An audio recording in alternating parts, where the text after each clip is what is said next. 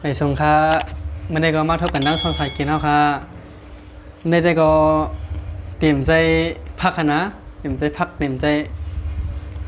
นี่ใจปากค่ะ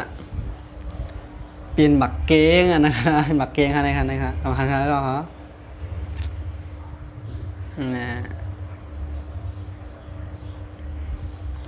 เขาขาดได้มากินหมักเกี๊ยวนะไม่ได้เลยนะสุกดีนะเขาเนี่ยเข้มดีนะโอ้จ่องฮันดีเขาฮันดีอ่า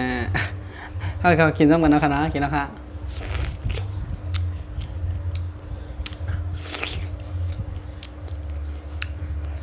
ลองเจียม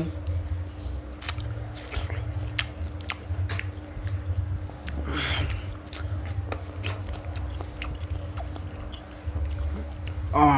หวานอร่อยอันนั้นนะครับว่ากินอันตัวใหญ่ๆนะมาใครก็ครับมาค่ะ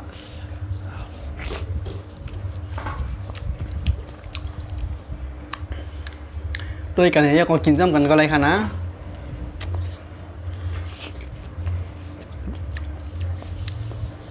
เราซื้อมากินซ้ำกันก็เลยค่ะเนี่ยพันข้าวกินนะใครกินซ้ำก่อนซื้อมากินนะจังหวะมีตัวนึงก็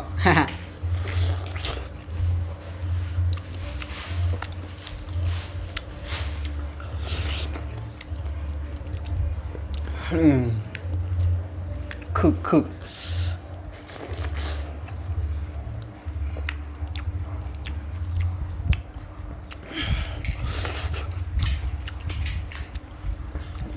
อ่าน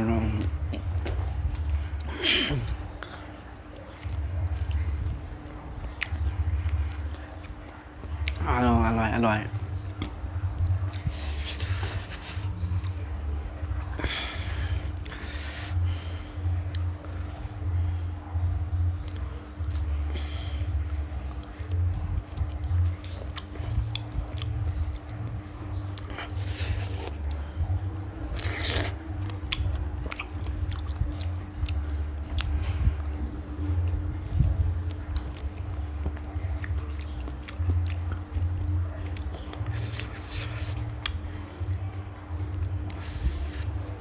คึกแคมฮะนะ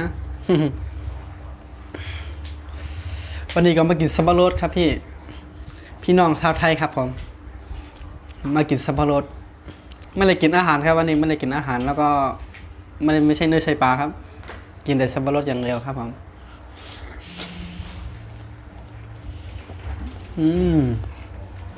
อร่อยครับผมอร่อยรสชาติ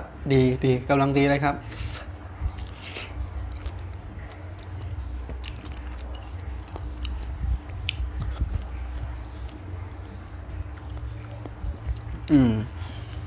ไม่รู้จะพูดยังไงแล้วโอ้ยยอดเลย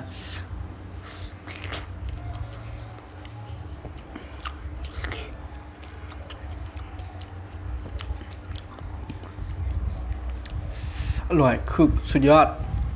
ถ้าผมพูดภาษาไทยไม่ชัดก็ค่อยๆพังไปเรื่อยๆแล้วก็แล้วกันนะครับผมก็ไม่ใช่คนไทยครับแต่เป็นคนไทยใหญ่อยากพูดภาษาไทยด้วยแล้วก็ภาษาไทยใหญ่ด้วยยังไงอยากให้คนดูผมพังแล้วก็อะไรรู้เรื่องผมก็อยากพูดภาษาไทยเป็นด้วยถ้าใครชอบคลิปที่ผมกินอยู่นี่ก็อย่าลืมกดไลค์กดติดตามด้วยครับคลิปหน้าจะไม่พลาดอีกครับเพื่อจะไม่พลาดคลิปหน้าอีกครับ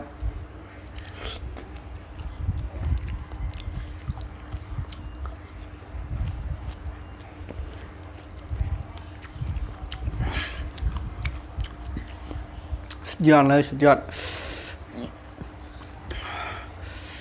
อร่อย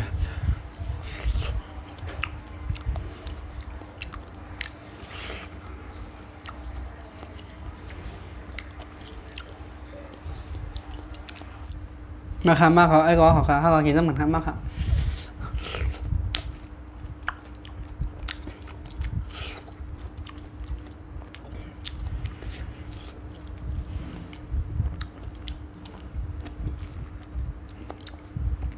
เตรียมหวานคือ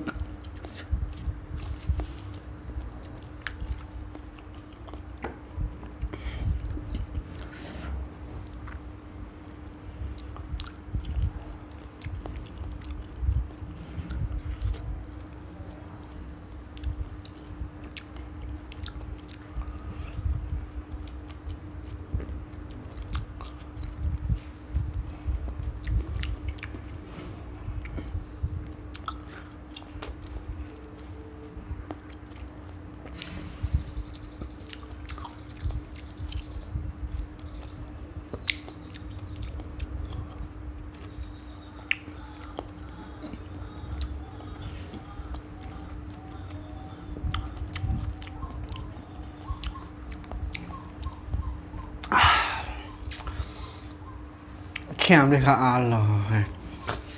เจมแคมคือกันนะแล้วก็ข่าวดียันปอกันนะคณะก็คณะมือเดผัดกันนี่อย่าลืมกดไลค์กดติดตามตั้งแต่ไหมค่ะในช่องค่ะ